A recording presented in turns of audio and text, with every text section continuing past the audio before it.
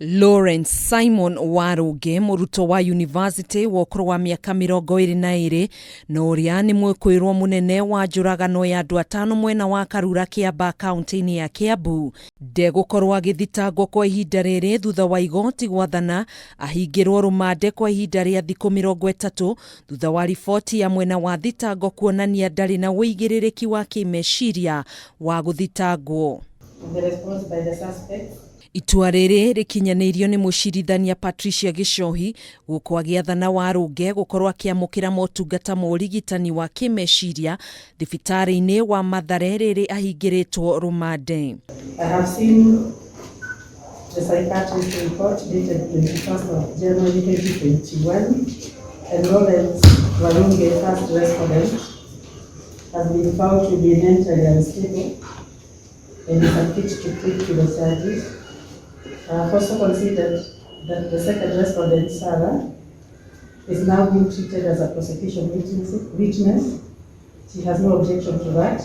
Kuhana uguo Sera Muthoni uria ni mwendwa wa Warunge ni erekereirio ni igoti thutha wa mucirithania Patricia Gichohi gwitikira ihoya ria mwena wa thitango kuhuthira Muthoni eta muira munene wa mwena wa thitango cira-ini uyu. Tuturo gatuhoya maithori makihana mathiru riu turarira magikena ngainyo ciama Ngai ni rengatho ndiracokeria Ngai ni igwete mahoya mai kana gaitana gatire nginya mwana turariga gukatwarwo Mungu ametutetea hapo sio ni Mungu. Unasikiaje? Mimi nimefurahi na nimeambia Mungu asante. Mimi nimeambia Mungu asante.